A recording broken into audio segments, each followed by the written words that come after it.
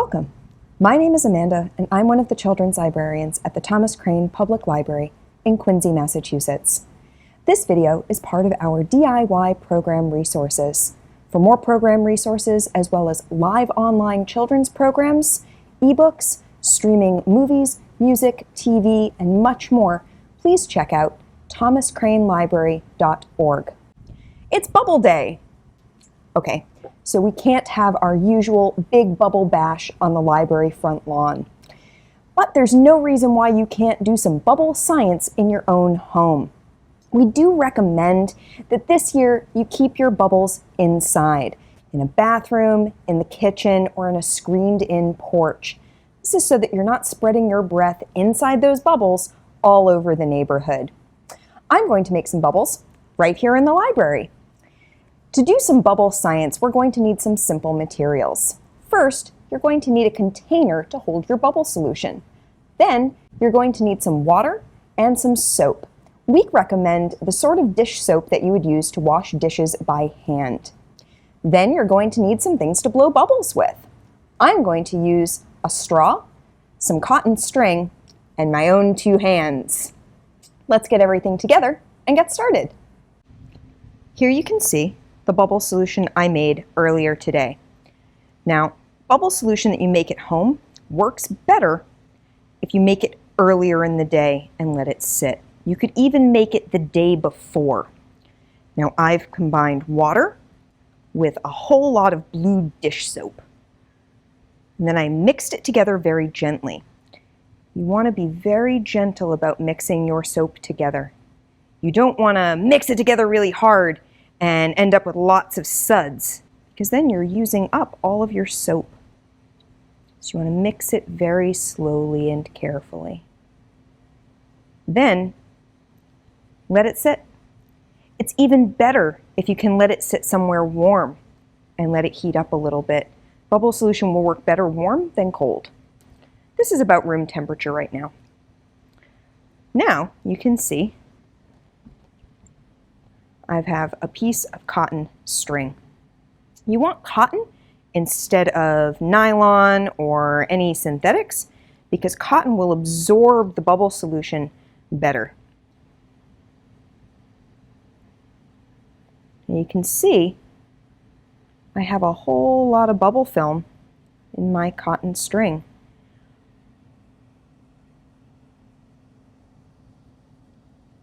And if I blow,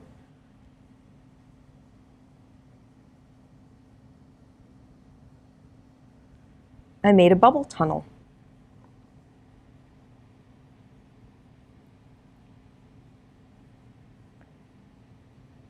Now, if you're in a space like a bathroom or an indoor porch, or if your parents don't mind you getting soap all over the kitchen, you can wave it through the air, and that's going to create some bubbles. We're going to put this aside. Now, my hands are nice and soapy, which means I can actually pick a bubble up. See if you can get your hands soapy enough to not only pick up a bubble, but poke your fingers right through it.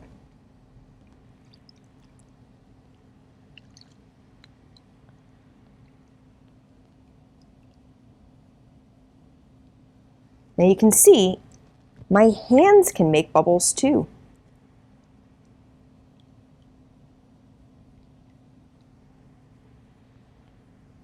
Now we're going to use a straw.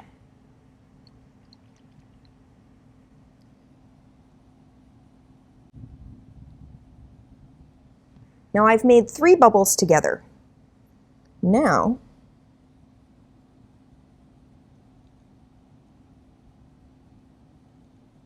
I can blow bubbles inside my other bubbles.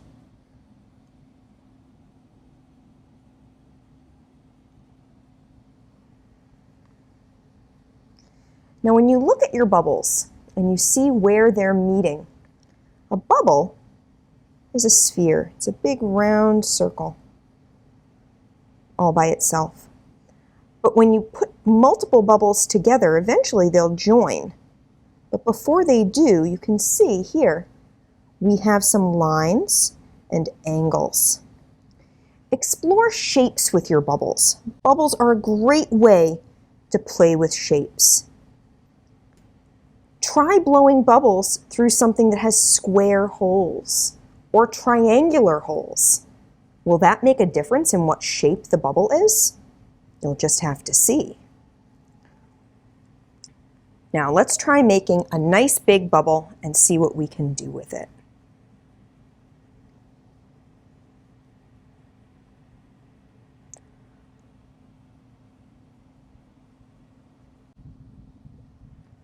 Look at that giant bubble I've made. Now your bubbles may pop.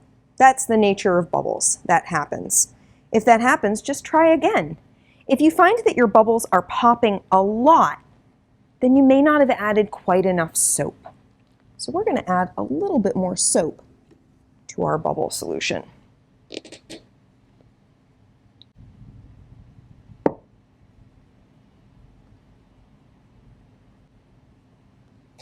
You may see online, if you look up bubble solution recipes, recipes that recommend things like glycerin or cornstarch or corn syrup.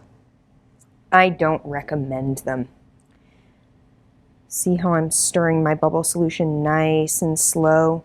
I'm still getting bubbles on top of it, but not as many as if I splashed around. Splashing can be fun too, but it's not what we're trying to do with our bubbles right this second.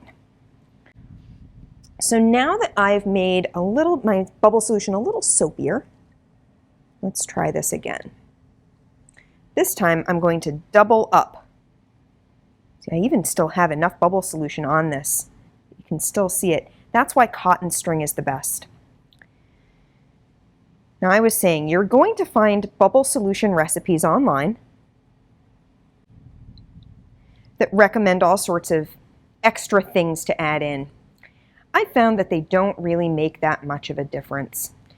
With glycerin, you would have to add so much glycerin that it's not worth trying. And with cornstarch, I've found it actually makes a bigger mess than regular bubble solution does. Bubble solution is just soap. You can wash that away. Bubble solution with cornstarch, well, when the bubbles pop, what happens to the cornstarch? It ends up everywhere. Corn syrup is very similar, except it just leaves everything it touches sticky. So I just stick with soap.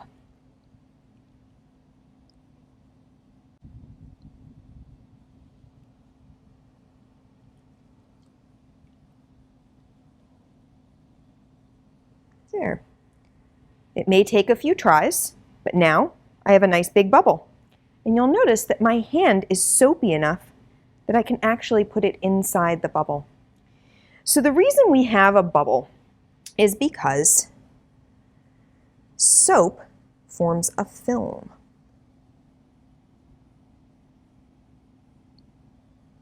See how I've made some bubbles inside bubbles?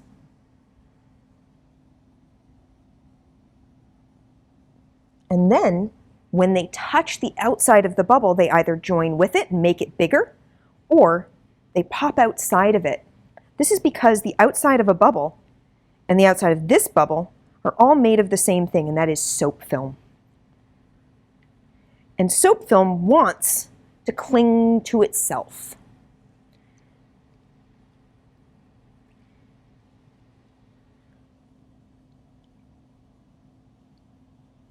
Look at that big bubble I made just with my hands. Now, the other cool thing you can explore with bubbles is colors. You may not be able to see it that well on camera, but if you've ever looked at a bubble, you'll notice that bubbles have all sorts of colors on them. Now, I'm making bubbles using bubble solution that I made with blue soap. The bubble solution itself is blue. Are my bubbles blue too?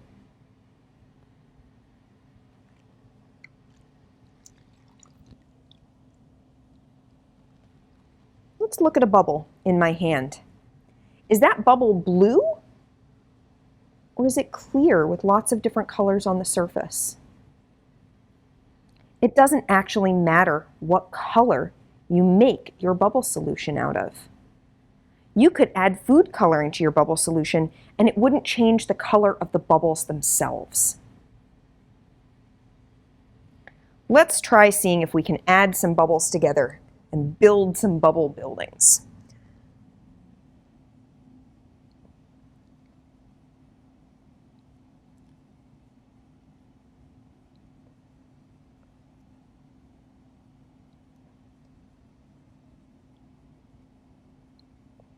Now I'm trying to blow enough bubbles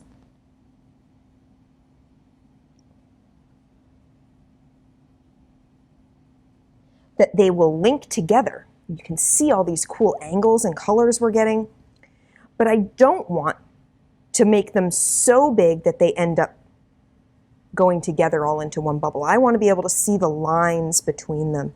And you can see here, I have 1, 2, 3, 4. Ooh, that just happened. That happens with bubbles. 1, 2, 3, 4, 5 bubbles. There we go. 5 more bubbles again. 1, 2, 3, 4, 5. And the shape it made in the middle is a pentagon. I could do 6 bubbles on the outside and 1 on the middle and get a hexagon. Try playing with shapes with bubbles and see what you can build. Thanks for joining, and we'll see you next time.